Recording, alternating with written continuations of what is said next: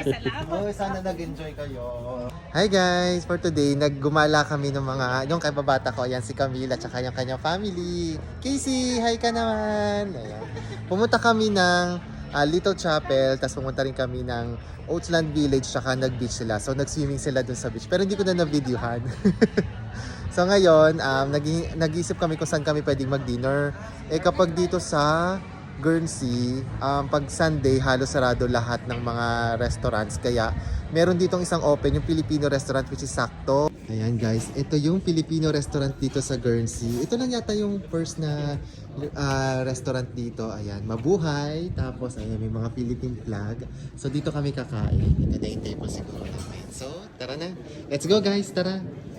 So, ito yung mga tinitindan nila dito. May mga kare-kare, sisi, kaldereta, tapos meron ding mga silog-silog. Ayan, lechon silog, chick silog, may bibimbap, nasi goreng. Ayan, tapos may mga rice, fried rice.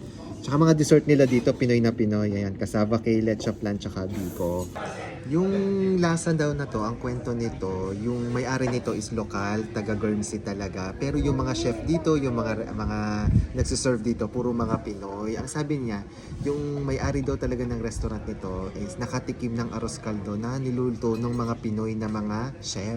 Tapos sobrang sarap daw nung arroz caldo na gustuhan daw niya. Naisip nila na parang, bakit hindi tayo magtayo ng restaurant na pang Pilipino? So ayun, nag-research siya, pumunta siya ng Pilipinas, ng London para malaman talaga kung ano yung cuisine ng mga Pinoy. Tapos, ayan, nag-come up sila dito. And nakakatuwa kasi nga, first time na magkaroon dito ng Filipino restaurant, di ba? Ayan. Order po kami ng isang beef kare-kare. Beef kare-kare po. Tapos isang arroz caldo. Don't worry. Isang arroz caldo po.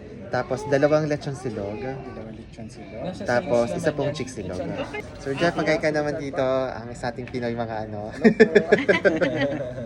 Ayan. Welcome to Lasa. Yan, welcome. Thank you. Ayan guys, meron ding flag dito sa loob ng Philippines. Tapos ito yung design sa loob. And then makikita nyo, meron dito sampagita. And ayan, may TV dito, pinipicture yung Philippines. Ayan, Divisoria. Ito na guys, ang ating order. Naglechon silog ako, tapos si Mau, lechon silog din. Si Casey, anong order mo?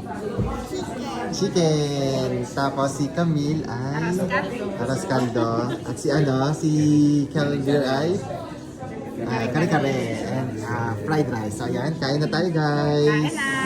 Camille, kamusta man ang lugaw? Ano ba yung arroz caldo? Yan ang famous na arroz caldo. Kamusta siya? Masarap siya. Lasang Pinas. Yeah, nice. Matamis. Ikaw, kamusta kare-kare? Malambot. Malambot Sarap. ng karne. No? Sarap. Casey, kamusta ang chicken? How's the chicken? Very good. You like it? Ikaw sa Mau. Sa'yo Mau, kamusta naman? Masarap? Masarap. Masarap. Ito guys yung pagkain ko. Lechon silog. Tapos ang chef dito, si Chef Christian. Siya yung head chef dito, Pinoy. Tapos taga Pampanga. Yan. Nilagyan ko ng suka. Sarap. Tapos meron pang atsarang kasama. Sir Christian, super thank you. Sobrang sarap ng luto mo. Ang galing talaga ng mga Pinoy. Grabe guys. Sarap no? Sila din, nagustuhan din nila. Okay guys, tapos na kaming kumain dito. Tapos check out tuloy. Mag-bill out na sana kami. Kaya lang, si Kuya Jeff, binigyan niya kami ng cassava cake. Thank you Kuya Jeff. Ito guys, nabigyan tayo ng free na cassava cake ni Kuya Jeff. So, thank you Kuya Jeff.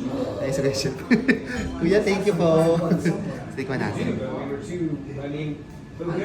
Sarap. Pinit pa, sarap mo.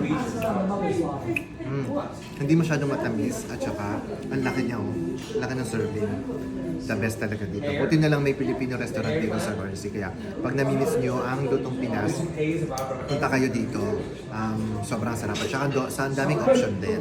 Eto guys, tapos na kaming kumain ng dinner namin. And ihahatid na namin yung mga kaibigan namin sa bus kung doon sila nagstay. Nag-hotel kasi sila dito. So, ito na yung last day na magkikita-kita kami. Kasi nga bukas, may pasok na ako, di na ako available. Tapos may flight na rin sila. Kaya last night na namin ngayon magkakasama. So guys, nandito na kami sa bus terminal. Tapos hanggang dito na lang. Tapos uwi na sila. And ako naman, babalik na rin sa bahay namin. Tapos last night na namin magkikita ng kababata sa ko. Camille, bye-bye. Salamat. Sana nag-enjoy kayo.